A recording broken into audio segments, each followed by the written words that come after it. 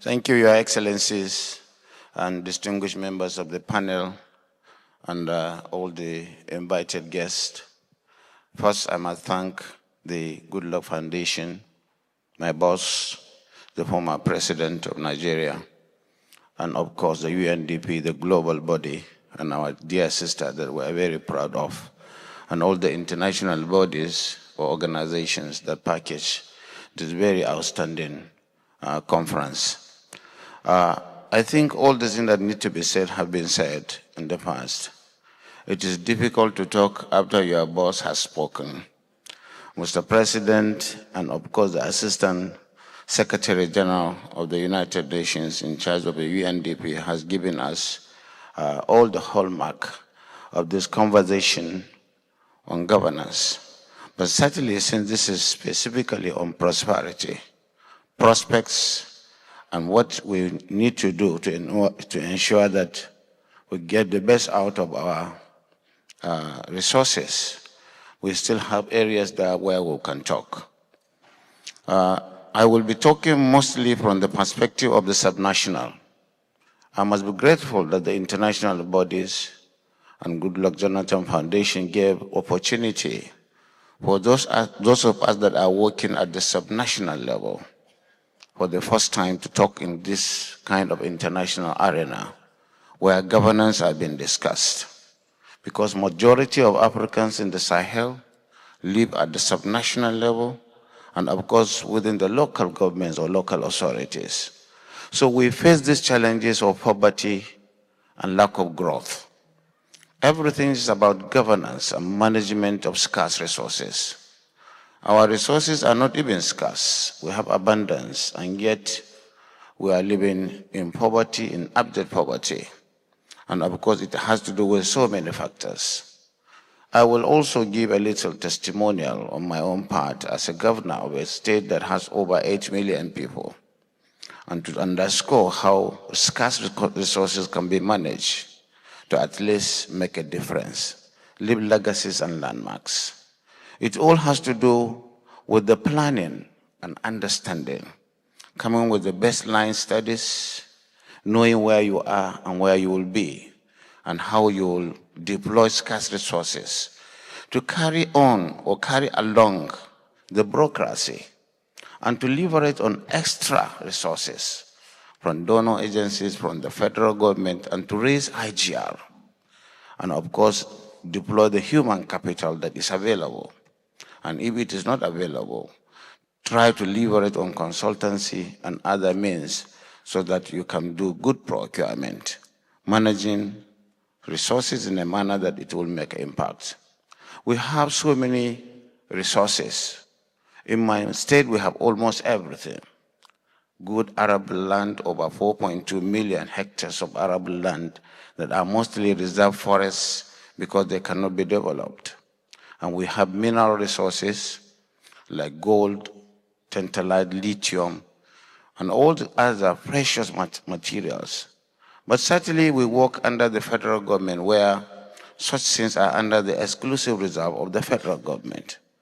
It is just contingent upon any governor to find ways and means of partnering with the federal government.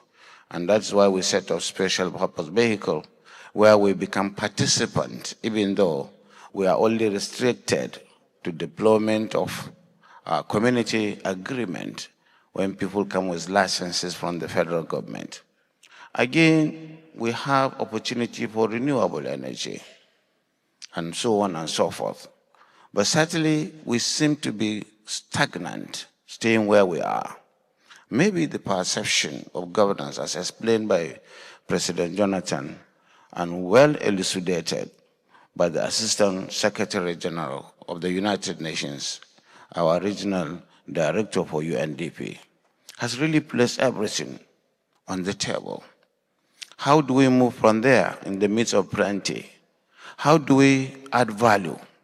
So what we did, or what we must do, is to be able to know where we are and what we have on the ground and how to take strategic means to be able to achieve our desired objective. So you must have a plan. You must know where you are. You must carry the youth and the women. You cannot make empty promises. Right from onset as political leaders, we must be careful of our promises so that there will be trust, so that you will know you will deploy your scarce resources to achieving what you have. We came in when we had only 300 million naira as IGR in my state with a population of 8 million because there had been a lot of leakages, a lot of sharp practices in the management of IGR. At a point, IGR is even the exclusive reserve of the governor. It is not deployed or imputed in the budget. And we came not minding the informal sector that is producing most of the IGR, just the taxes. And then you see you cannot criminalize for poverty because we have a state where most of the people are not educated in the formal way, but they are knowledgeable. So we had to really prepare our youth in agriculture because you cannot mop up all those people that are not employed and are not employable in the context of Western parlance or governance because they cannot work in the office. They cannot speak English, but they are very good in terms of knowledge. They are exposed even in the Quranic education. Their brains are opened, and they are always open to media. And so you have to be careful. They become so willing tool in terms of indoctrination. So we had an agri policy that really created ways and means for the young people to be put back to the farms, giving startups so that at the end of the day they become demonstration farms. We really created a lot of prosperity along that line, where young people, graduates, or those with diplomas will be able to employ their kins and kin. At the end of the day, they will make 20, 30 million naira. And that is a lot from poverty to prosperity. And in solid minerals, we came up with a policy whereby we don't allow our community leaders, our traditional rulers, to sign community agreements for the foreigners, mostly the Chinese, to come and cut away our common resources. We become part and parcel as a state government with the process of the business so that we take equity. At the end of the day, if you aggregate what we are getting in terms of equity, you will see that we are making so much money away from what we are normally getting from the federal coffers, from the federation account. And the activities itself put our own young people, our women, on the threshold of deep understanding to exploit their potentials, to be part of governance, to be respected because they are really connected with the government. And by so doing, we are able to create awareness that governance is about collective responsibility. I will give you an example of the COVID when it came. It was almost unheard of for people not to be allowed to go to mosque. But because we brought the emirs, we brought the religious leaders from all persuasion, we were able to convince people not to go. We opened halfway. We didn't close everything in terms of going out to make a living because most of our people get their daily meal daily. And so at the end of the day, there was clear understanding. Even in terms of insecurity that is stopping people from going to work, from going to farm, we make sure we use the same means of connectivity that we created between local authorities, community leaders, to know that we will police our villages, we will police our farms and our forests in a manner that we held our traditional rulers, our religious leaders accountable by sheer respect and giving them responsibilities that are outside the provision of our Nigerian constitution. By so doing, we had cells that are giving us information and we are collaborating.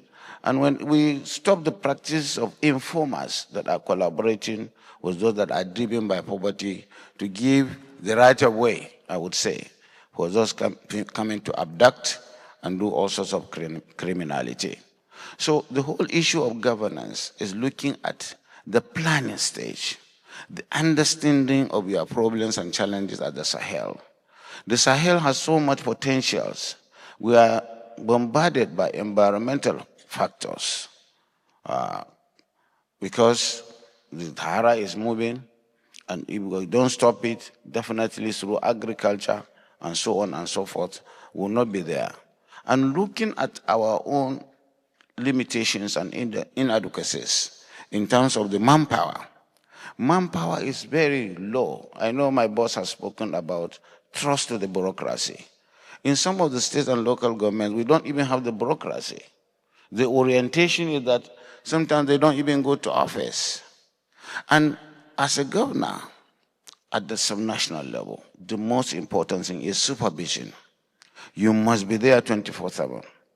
I had the opportunity of being at the federal level, and I came to Limelight through the goodwill of my boss here with all humility, because I only came to Abuja to be a senator, and later I became the minister of FCT.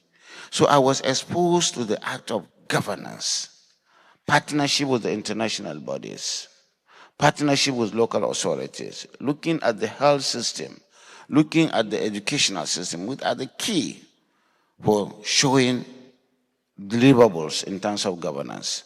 And of course, that has helped us a lot. And I think at the local level or at the subnational level, we need to know that leadership should be driven by knowledge, by clear understanding of where you are, by knowing the basics of what are your problems, and deploying those little resources you have judiciously. My boss has spoken about the issue of procurement. We know most of the common people or the ordinary people look at us with suspicion because of the prevalence of our invoicing. Project that can be done with 100,000, it can go to 1 million. So, and this is true, it's a testimony I'm giving you. We built over 7,000 classrooms to remove the prevalence of out-of-school children in my state through collaboration with international bodies. The UNDP has been there to build our system, UNICEF and the rest, and we show fidelity, sincerity in terms of governance in such a manner that we are trusted. Trust is the key word, because there is nothing we are looking for. If somebody becomes a senator, I rose as a director on the system at the federal level, and I was given opportunity to be the minister of the Federal Capital Territory with a lot of temptations from somebody that hardly had anything in common with, that is President Jonathan, who are not even in the same party. We don't share even the religious faith together. Even my zone is different from him. And he gave me the opportunity to come to Limelight. So I was driven by the passion to leave legacies and landmarks. So leaders must impute their own end result. What would they be? Would they want to be somebody like Jonathan, or they want to be like others, where they are seen with disdain, where they acquire so much that they don't need? So our own passion is to make sure we leave legacies and landmarks and do things better. I don't talk about my own predecessors. What I did was to draw a line. In terms of accountability, I asked them to fear God. I don't have to go to court with you because it's the responsibility of the police. But certainly, I will not waste my time. I must hit the ground running. From day one,